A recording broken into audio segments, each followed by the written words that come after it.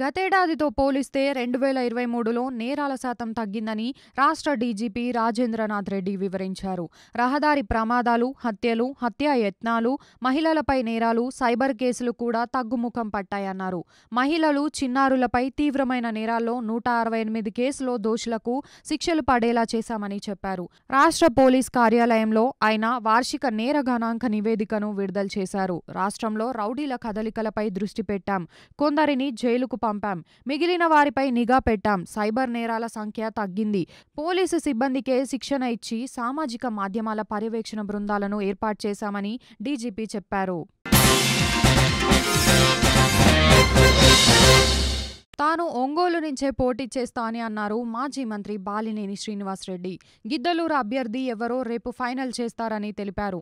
అభ్యర్థులు ఎక్కడ పోటీ చేస్తారు, ఎవరు పోటీ చేస్తారో అనేది సీఎం ఫైనల్ చేస్తారని వెల్లడించారు.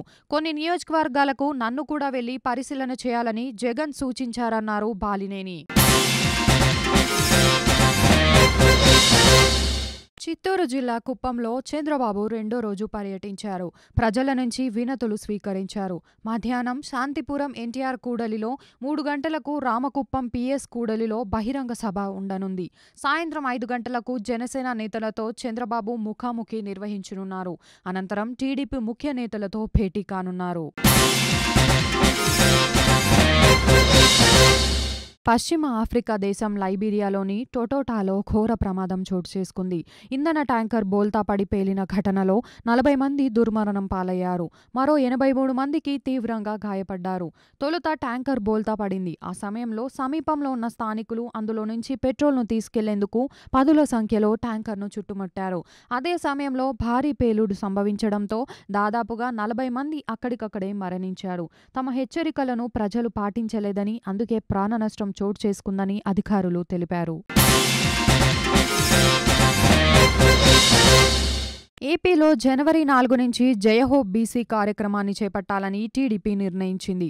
ఈ కార్యక్రమ వివరాలను టీడీపీ కేంద్ర కార్యాలయం ఎన్టీఆర్ భవన్లో ఆ పార్టీ జాతీయ ప్రధాన కార్యదర్శి నారా లోకేష్ వెల్లడించారు. వైఎస్ఆర్సీపీ పాలనలో బీసీలకు జరిగిన అన్యాయంపై వారిలో చైతన్యం కల్పించేందుకు ఈ కార్యక్రమం నిర్వహించనున్నట్లు చెప్పారు.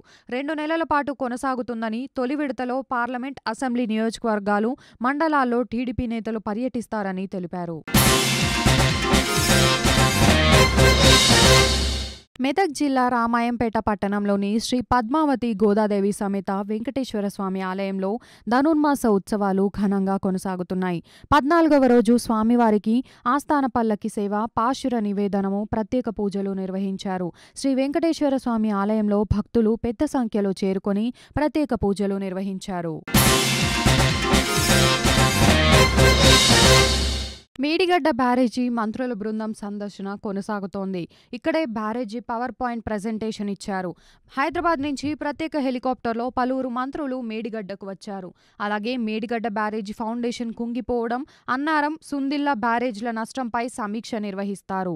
మధ్యాహ్నం 1 గంట నుంచి 2 గంటల వరకు మంత్రుల బృందం బ్యారేజీని సందర్శించనుంది. మధ్యాహ్నం 3 గంటల నుంచి సాయంత్రం 4 గంటల 20 నిమిషాల వరకు మేడిగడ్డ నుంచి అన్నారం చేరుకొని బ్యారేజీని పరిశీలిస్తారు. సాయంత్రం 4:30 గంటలకు అన్నారం నుంచి తిరిగి హెలికాప్టర్లో బయలుదేరి సాయంత్రం 5:30 గంటలకు హైదరాబాద్లోని బేగంపేట విమానాశ్రయానికి చేరుకుంటారు. ఉత్తరాంధ్ర అభివృద్ధికి సీఎం జగన్ కట్టుబడి పనిచేస్తున్నారనడానికి నిదర్శనం మూలపేట పోర్టు అన్నారు వైసీపీ మంత్రులు. శ్రీకాకుళం జిల్లా మూలపేట పోర్టు పనులను మంత్రులు గుడివాడ అమర్నాథ్, సీదిరి అప్పలరాజు, ఉత్తరాంధ్ర రీజనల్ కోఆర్డినేటర్ వైవి సుబ్బారెడ్డి పరిశీలించారు. రాష్ట్రంలో 3 పోర్టుల నిర్మాణం చేస్తున్నాం, 16,000 కోట్లు 3 పోర్టుల కోసం వెచ్చిస్తున్నామన్నారు.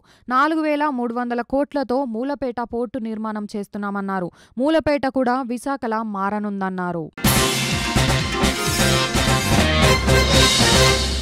అయ్యప్ప భక్తులకు అలర్ట్. శబరిమల ఆలయం రేపు తెరుచుకోనుంది. ప్రముఖ పుణ్యక్షేత్రం శబరిమలలోని అయ్యప్ప ఆలయం రేపు తెరుచుకోనుంది. మండల పూజ అనంతరం బుధవారం రాత్రి ఆలయాన్ని తాత్కాలికంగా మూసివేశారు. మకర విలక్కు ఉత్సవాల్లో భాగంగా తిరిగి ఈ నెల 30న ఆలయ ద్వారాలను తెరిచి భక్తులకు స్వామి దర్శనం కల్పించనున్నారు. జనవరి 13న శుద్ధక్రియ, 14న బింబ శుద్ధ క్రియలు నిర్వహించనున్నారు. 15న మకర జ్యోతి దర్శనం ఉంటుంది. 20న ఆలయాన్ని మూసివేస్తారు.